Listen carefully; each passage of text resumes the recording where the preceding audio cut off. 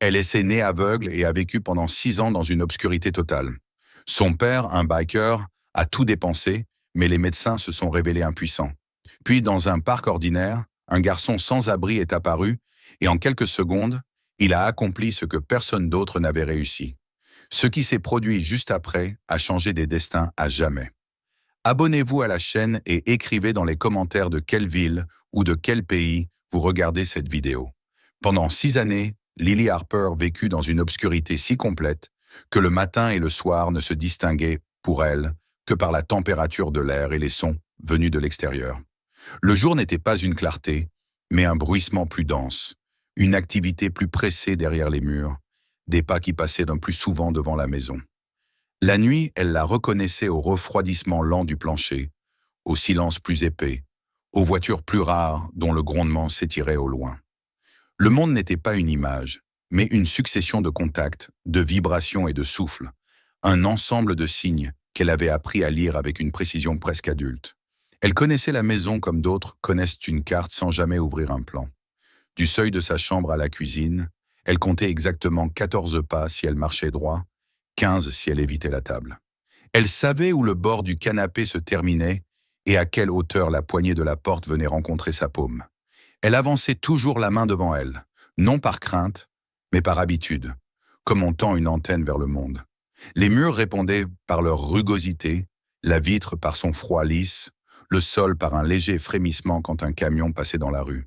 Les odeurs étaient pour elle des repères solides, presque rassurants, le café le matin, l'huile chaude quand son père cuisait quelque chose à la va-vite, le cuir imprégné de route qui entrait avec lui lorsqu'il rentrait tard. La vision était une légende racontée par les autres enfants, une rumeur lointaine qu'elle tentait parfois d'imaginer sans jamais pouvoir la saisir. On lui parlait de couleurs, de formes, de lumière, et elle hochait la tête, attentive, comme on écoute une histoire ancienne. Elle essayait de comprendre avec ses doigts, de traduire ces mots inconnus en surface et en volume. Souvent, elle se demandait si voir ressemblait au fait de toucher sans les mains ou d'entendre sans les oreilles. Personne ne savait vraiment comment lui expliquer. Son père, Jack Harper, était un homme que la plupart des gens de la ville préféraient ne pas contrarier. Il dirigeait le club de motards local, connu sous le nom des Corbeaux d'Acier, et il portait sur lui l'assurance de ceux qui ont vécu longtemps selon des règles simples et inflexibles. Dans son monde, on tenait parole, on protégeait les siens et on n'exhibait jamais ses faiblesses. La route lui avait appris la douleur, les chutes, les cicatrices et les pertes, mais elle lui avait aussi donné l'illusion que tout problème avait une solution, pour peu qu'on insiste assez fort. Cette certitude s'était brisée le jour où il avait compris que sa fille ne voyait pas. Les premiers signes étaient apparus alors que Lily n'était encore qu'un bébé. Elle ne tendait pas les bras vers les jouets colorés, ne suivait pas des yeux le mouvement, ne réagissait pas à la lumière comme les autres enfants. Le pédiatre avait parlé de rythmes de développement différents, de patience, de temps qui remettrait les choses en place. Jack s'était accroché à ces mots comme on s'accroche à une promesse. Mais les mois passaient et la nuit restait intacte. Quand l'inquiétude avait remplacé l'espoir, Jack avait commencé sa longue course contre l'incompréhension. Il changeait de médecin avec la même obstination qu'il mettait à remplacer une pièce défectueuse sur une moto qui refusait de démarrer. Ophtalmologiste, neurologue, clinique du comté voisin, spécialiste privé aux noms impressionnants et aux machines coûteuses, rien n'était laissé de côté. Les salles d'attente se succédaient, toutes semblables avec leurs murs trop blancs et leurs sièges inconfortables. Lily, assise sur ses genoux, n'avait aucune réaction face à la lumière crue des lampes qu'on dirigeait vers ses yeux, et Jack serrait les mâchoires en attendant des mots qui ne venaient jamais. Les réponses étaient toujours les mêmes, formulées différemment. Le nerf optique semblait intact. La rétine ne présentait pas de lésions visibles. Les symptômes ne correspondaient à aucune forme classique de cécité congénitale. Peut-être une cause rare, atypique, difficile à détecter. Il faudrait observer, suivre l'évolution, revenir dans quelques mois. Jack sortait de ses cabinets avec des dossiers remplis de chiffres et de termes médicaux, mais sans la seule chose qu'il cherchait, un résultat. Chaque phrase vague sonnait comme une condamnation sans signature. Pendant tout ce temps, Lily avait pris l'habitude de porter souvent la main à son œil droit. Ce n'était ni un geste de douleur aiguë, ni une plainte. Plutôt une pression silencieuse, comme si quelque chose, là, demandait à être apaisé. Jack l'avait signalé encore et encore, décrivant le mouvement, montrant comment sa fille touchait sa paupière. On lui avait répondu que la surface de l'œil était propre, qu'il n'y avait ni inflammation ni opacité inquiétante. Les médecins regardaient là où ils avaient appris à regarder, et ce qui était presque invisible échappait à leur attention. À 6 ans, Lily était d'un calme étonnant pour une enfant confrontée à une telle vie. Elle avait appris à écouter le monde comme on écoute une musique, à reconnaître les pas, la direction des voix, les changements d'air près d'une porte ouverte. Parfois, Jack percevait dans cette tranquillité non pas une sagesse, mais une fatigue prématurée. Il arrivait qu'elle pose sa main sur sa joue pendant qu'il parlait, comme si elle avait besoin de vérifier qu'il était bien là. Elle aimait dessiner sur des feuilles qu'elle ne voyait pas, traçant des lignes au hasard, puis parcourant le papier du bout des doigts, comme pour s'assurer que ce qu'elle avait créé existait vraiment. Un jour, Jack fit quelque chose qu'il s'autorisait rarement. Il mit de côté les affaires du club et décida d'emmener sa fille au parc. Pas pour un rendez-vous médical, pas pour une consultation, mais pour une journée ordinaire. Il lui choisit sa robe préférée, glissa du jus et des biscuits dans un sac et prit la route vers un endroit où le rire des enfants semblait parfois remplacer le soleil. Le parc était petit et un peu fatigué, avec ses balançoires grinçantes, son toboggan écaillé et ses bancs occupés par des parents distraits.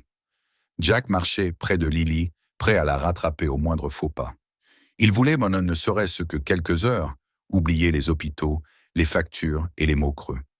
L'air était chargé d'un calme étrange, comme si ce lieu banal s'apprêtait à accueillir quelque chose qu'aucun d'eux n'aurait pu prévoir. Le parc semblait immobile, comme suspendu dans une parenthèse du quotidien. Les voix des enfants se mêlaient au grincement métallique des balançoires, et le vent faisait frémir les feuilles des arbres fatigués qui offraient une ombre incomplète. Jack resta près de Lily, attentif à chacun de ses pas, tandis qu'elle avançait avec prudence, guidée par les sons et par la présence rassurante de son père. Pour Jack, ce lieu n'était qu'une tentative de normalité, un répit fragile dans une vie dominée par l'inquiétude. Il ignorait encore que ce parc était déjà habité par un autre destin, presque invisible, assis à l'écart, sur un banc usé près de la clôture. Le garçon semblait faire partie du décor, tant il était discret. Il avait environ 10 ans, peut-être un peu plus, peut-être un peu moins. Son corps était maigre, ses vêtements trop larges, comme hérités de quelqu'un d'autre, et ses chaussures portaient les traces d'un long usage. Il se tenait immobile, les mains posées sur ses genoux, observant le monde avec un regard attentif mais prudent. Il avait appris depuis longtemps que se faire remarquer attirait rarement de bonnes choses. Être invisible était devenu sa manière de survivre. Il s'appelait Noah. Ce nom, personne ne l'appelait ici. Dans les foyers temporaires et les centres d'accueil qu'il avait connus, les visages changeaient trop vite pour que les noms aient vraiment de l'importance. Sa vie avait été une suite de lieux provisoires, de promesses non tenues et de départs précipités. Sa mère avait péri dans un incendie qui avait emporté bien plus que leur maison. Son père, après cela, s'était dissipé comme une ombre au lever du jour, laissant derrière lui un enfant qui avait compris trop tôt que le monde ne prévenait pas avant d'abandonner. Noah n'aimait pas demander. Demander, c'était exposer sa faiblesse, tendre la main et risquer de la voir repoussée. Il avait trouvé un autre moyen de rester debout. Il aidait. Il balayait devant des échoppes en échange d'un sandwich, sortait les poubelles pour quelques pièces, rendait de petits services sans poser de questions. Aider lui permettait d'exister sans s'imposer, de gagner sa place sans dépendre de la pitié des autres. Quand personne ne te regarde, tu apprends à regarder à ton tour. Noah observait les gens avec une précision que peu d'adultes possédaient. Il lisait les épaules tendues, les respirations saccadées, les mains crispées. Ces détails lui avaient appris quand s'approcher et quand s'éloigner. De cette attention constante dépendait sa sécurité. Ce jour-là, ce même regard aiguisé s'arrêta sur une petite fille qui avançait vers les balançoires, guidée par un homme à l'allure imposante. Lily marchait lentement, et Noah remarqua presque aussitôt le geste qu'elle répétait sans cesse. Sa main montait vers son œil droit, effleurait la paupière, puis redescendait. Ce mouvement n'était ni nerveux ni désordonné. Il était précis, presque mécanique, comme une tentative répétée de soulager quelque chose d'invisible. Noah continua de regarder, intrigué malgré lui. Le soleil glissa alors entre les branches et frappa le visage de la fillette sous un angle particulier. Pendant un instant très bref, Noah aperçut ce que personne d'autre n'avait vu.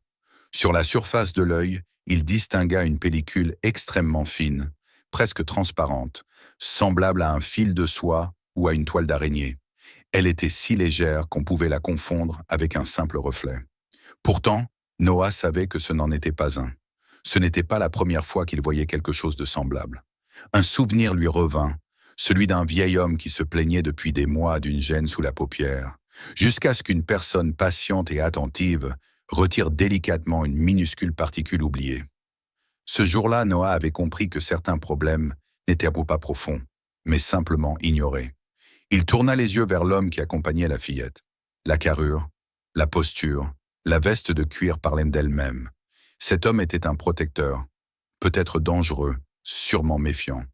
Approcher une telle personne représentait un risque. Noah pesa ses options en silence. Il pouvait rester assis, redevenir invisible, laisser la scène se dissoudre dans l'anonymat du parc. Ou il pouvait agir, au risque d'attirer sur lui une attention qu'il avait toujours évitée. Le choix fut rapide, moins d'une seconde. Rester invisible signifiait peut-être condamner cet enfant à rester dans le noir encore des années. Noah se leva lentement, comme pour ne pas effrayer l'air lui-même, et fit quelques pas en direction de Jack et de Lily. Jack réagit immédiatement. Son corps se plaça instinctivement entre le garçon et sa fille, créant une barrière claire et ferme. Le regard qu'il posa sur Noah n'était pas hostile, mais chargé de méfiance. Il avait appris à se protéger, et surtout à protéger Lily. Noah s'arrêta à une distance respectueuse. Il ne leva pas les mains, ne demanda rien. Sa voix, lorsqu'il parla, était calme, presque posée, comme celle de quelqu'un qui sait qu'il n'a qu'une seule chance. Il expliqua ce qu'il avait vu. Pas de grands mots, pas de discours. Il parla de la lumière, de l'œil, de cette fine pellicule qu'il distinguait parfois. Jack écoutait sans vraiment écouter. Les années de déception avaient bâti en lui une muraille épaisse. Il avait entendu tant de théories, tant d'espoirs inutiles. Pourtant, quelque chose dans l'attitude du garçon le troubla. Il n'y avait ni insistance ni demande cachée, seulement une concentration sincère sur le visage de Lily et une assurance étrange, née non pas de l'arrogance, mais de l'observation.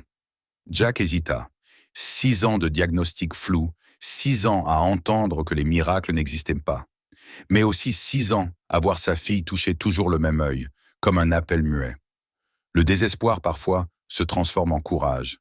Contre toute logique, il hocha la tête. Il autorisa Noah à s'approcher, tout en restant prêt à intervenir au moindre signe de danger. Le parc, soudain, sembla retenir son souffle, comme si quelque chose d'irréversible était sur le point de se produire. L'autorisation de Jack ne fut pas prononcée à voix haute. Elle se manifesta par un léger mouvement de tête, presque imperceptible, mais suffisant pour Noah. Ce geste contenait 6 années d'épuisement, de colère rentrée et d'espoir étouffé. Jack resta tout près, le corps tendu, prêt à intervenir au moindre faux pas. Il n'avait pas réellement confiance, mais il avait cessé de croire que l'inaction pouvait encore protéger sa fille. Noah s'approcha lentement, avec une prudence presque cérémonieuse. Il s'accroupit devant Lily afin de ne pas la dominer, afin que sa présence ne soit pas perçue comme une menace. Il parla doucement, en expliquant chaque mouvement, non pas pour rassurer Jack, mais pour que la fillette sente qu'elle gardait le contrôle. Lily, habituée aux mains étrangères des médecins, resta étonnamment calme. Elle percevait dans la voix du garçon quelque chose de différent, une absence de hâte, une attention véritable. Le soleil jouait encore entre les branches des arbres. Noah attendit. Il savait que tout dépendait de cet angle précis, de ce moment fugitif où la lumière révélait ce que l'ombre dissimulait. Les secondes s'étirèrent, lourdes, tandis que Jack observait chaque respiration, chaque frémissement. Puis soudain, la clarté se posa exactement là où Noah l'attendait. La frontière de la fine membrane apparut à nouveau, presque irréelle, comme une illusion qui aurait pu disparaître au moindre clignement. Noah inspira lentement et approcha ses doigts. Son geste n'avait rien de brutal. Il était d'une délicatesse extrême, né de la conscience que la moindre erreur pouvait provoquer une douleur ou une panique irréparable. Il effleura le bord de la pellicule, chercha son extrémité, puis, avec une patience infinie, commença à la détacher. La sensation était comparable à celle que l'on éprouve en retirant un film protecteur sur un objet neuf, si fin qu'on oublie parfois sa présence. En quelques instants à peine, la membrane se libéra entièrement. Le monde bascula. Lily se figea. Son corps tout entier sembla suspendu, comme si le temps avait cessé d'avancer. Son œil réagit avant même qu'elle ne puisse comprendre ce qui se passait. La pupille trembla, hésitante, cherchant à interpréter une information totalement nouvelle. Puis elle inspira brusquement, comme si l'air lui-même venait de changer de nature. La lumière s'imposa sans transition. Elle ne se glissa pas doucement dans son esprit. Elle s'y engouffra avec une intensité presque violente. Les couleurs explosèrent, sans nom ni ordre. Les formes surgirent en masse, se chevauchant, se superposant, exigeant d'être reconnues. Le ciel ne fut plus une chaleur diffuse, mais une étendue immense et bleue qui semblait n'avoir aucune limite. Les arbres cessèrent d'être des bruissements pour devenir des silhouettes mouvantes, habillées de vert. Le sol révéla un motif de grains et de reflets qu'elle n'avait jamais soupçonné. Lily cligna des yeux, submergée. Le monde était trop dense, trop riche, trop réel. Chaque détail réclamait son attention, et son esprit peinait à suivre. Puis, au milieu de ce chaos lumineux, une forme se détacha plus nettement que les autres. Un visage, le visage de son père. Jack Harper vit le regard de sa fille changer. Il vit ce moment précis où ses yeux cessèrent de traverser le vide pour se poser, enfin, sur quelque chose de tangible. Il sentit ses jambes faiblir. Toutes les batailles qu'il avait menées, toutes les routes parcourues, toutes les pertes encaissées ne l'avaient jamais préparé à cela. Il prit Lily dans ses bras avec une urgence presque désespérée, comme s'il craignait que la réalité ne s'évanouisse s'il relâchait son étreinte. Il plongea son regard dans celui de sa fille et y vit apparaître ce qu'il n'avait jamais vu auparavant. Une reconnaissance, un lien visuel enfin établi. Il n'était plus seulement une voix, une chaleur familière ou une présence protectrice. Il était un visage, le visage de son père. Pendant un instant, Jack oublia tout le reste. Les années de frustration, les médecins, les mots vides, les nuits sans sommeil. Il n'y avait plus que Lily, ses yeux grands ouverts, et ce monde qui venait de s'offrir à elle sans préavis. Il comprit alors l'ampleur de ce qui venait de se produire. Il avait tenté d'acheter un miracle avec de l'argent, des déplacements, des examens coûteux. Et le miracle était arrivé autrement, porté par un enfant que personne ne regardait. Noah recula instinctivement. Il connaissait ces instants où les adultes se recentraient sur eux-mêmes, oubliant ceux qui les entouraient. Il se fit discret, presque transparent, comme il l'avait toujours été.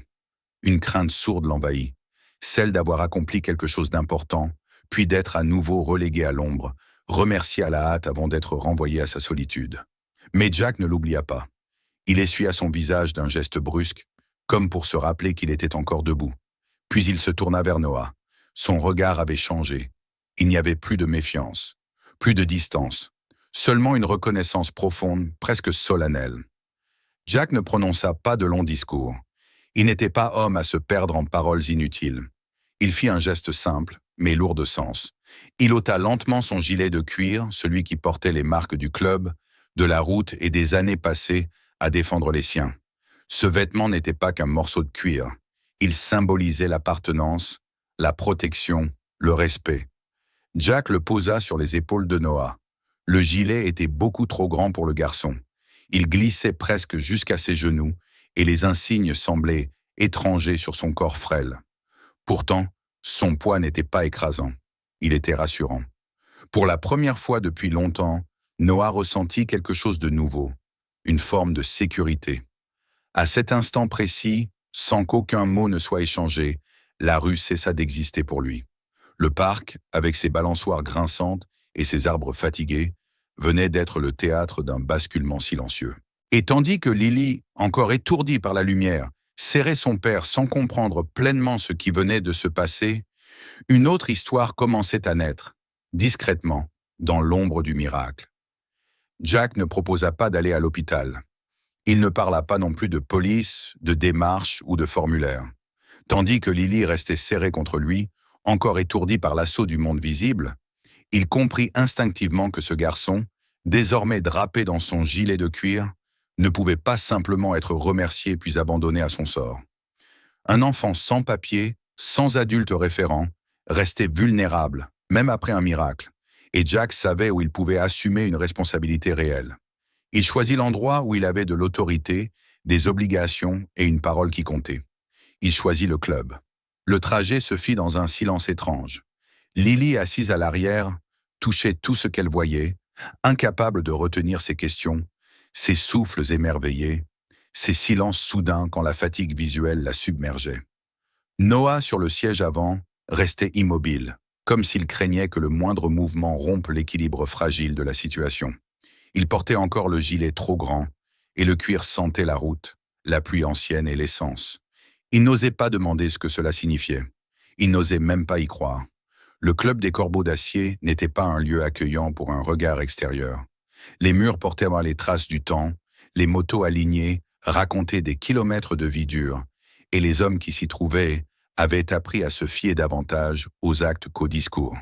Lorsque Jack entra avec Lily et Noah, les conversations s'interrompirent peu à peu. Les regards se posèrent d'abord sur la fillette, qui observait chaque détail avec une intensité presque douloureuse, puis sur le garçon au gilet immense, visiblement étranger à ce monde. Jack raconta tout. Il ne chercha pas à embellir l'histoire, ni à masquer sa propre vulnérabilité. Il parla des 6 années de nuit, des médecins, des examens, de la main de Lily toujours portée au même œil.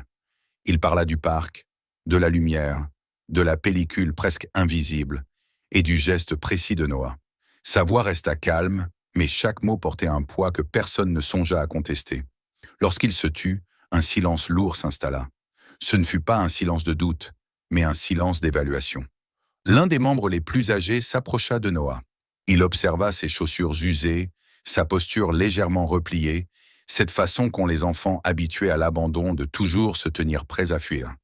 Il n'y avait pas de pitié dans son regard, seulement une reconnaissance muette. Beaucoup d'entre eux avaient été des adolescents sans plan de secours, rejetés par des systèmes qui ne savaient que classer ou ignorer. Ils avaient bâti leur fraternité précisément pour ne plus jamais être seuls. L'aide ne prit pas la forme de grandes promesses. Elle arriva de manière concrète et immédiate. On trouva des vêtements à la taille de Noah, des chaussures qui ne le blessaient pas. On posa devant lui une assiette chaude, sans condition, sans interrogatoire. Une chambre fut préparée, avec une porte qu'il pouvait fermer de l'intérieur, et un lit au drap propre. On parla de papier, d'école, d'un médecin pour vérifier que le garçon allait bien. Tout se fit simplement, comme si sa présence avait toujours été prévue. Les premières semaines furent les plus difficiles pour Noah. Il se réveillait avant l'aube, tendu, convaincu que quelqu'un viendrait lui dire de partir. Il mangeait lentement, comme s'il craignait qu'on lui retire son repas. Il observait chaque adulte, cherchant les signes annonciateurs d'un rejet. La stabilité lui semblait suspecte, presque dangereuse. Les bonnes choses, dans sa vie, avaient toujours été temporaires. Lily, elle aussi, traversait une période d'adaptation. Voir n'était pas seulement une joie. La lumière l'épuisait, les couleurs la fatiguaient, les formes se bousculaient dans son esprit encore inexpérimenté. Son cerveau devait rattraper 6 années de privation. Certains soirs, elle fermait les yeux volontairement, cherchant le repos dans l'obscurité familière. C'est alors que Noah s'asseyait près d'elle. Il ne parlait pas trop. Il expliquait doucement ce qu'elle voyait, quand elle le demandait, et se taisait quand elle avait besoin de silence. Il comprenait la peur de l'inconnu mieux que bien des adultes. Peu à peu, Lily apprit à apprivoiser le monde. Elle voulut non seulement voir, mais créer. Elle s'inscrivit à un atelier de dessin. Les couleurs cessèrent d'être des mots abstraits et devinrent des outils. Elle dessinait avec une application presque acharnée, comme quelqu'un qui rattrape une vie interrompue. Dans ses carnets revenait souvent la même image. 2 silhouettes côte à côte, et au-dessus d'elles, un grand cercle lumineux, simple et évident. Jack observait ses 2 enfants et sentait quelque chose se transformer en lui. Il restait l'homme ferme, habitué aux décisions rapides et à l'autorité naturelle. Mais une douceur nouvelle prenait place, non comme une faiblesse, mais comme une responsabilité élargie. Il comprit qu'on pouvait être père autrement que par le sang, que certains devoirs naissaient du sens et non de la biologie. Noah entra à l'école. Il rattrapa rapidement son retard. Les années de survie avaient aiguisé son esprit. Les enseignants remarquèrent son calme, son attention aux autres, sa tendance à s'asseoir près des élèves isolés. Il aidait sans condescendance, sans se souvenir qu'il aurait pu être à leur place. Il savait ce que signifiait être invisible. Un soir, le club organisa un grand repas. Les familles étaient présentes. Les rires remplissaient la salle et la chaleur humaine effaçait les angles durs du lieu. Noah était assis parmi des adultes qui, autrefois, lui auraient inspiré la crainte. Lily courait d'une pièce à l'autre, sûre de ses pas, comme si la nuit n'avait jamais existé.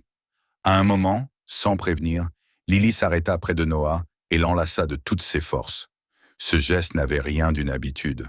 Il était chargé d'une gratitude et d'un amour enfantin, pur et irréfutable. Noah sentit ses épaules trembler. Les années d'isolement cédèrent sous une émotion simple. Il pleura, sans chercher à se cacher. Les hommes détournèrent le regard, non par gêne, mais par respect. Jack posa sa main sur l'épaule du garçon, un geste silencieux de reconnaissance. 3 ans passèrent.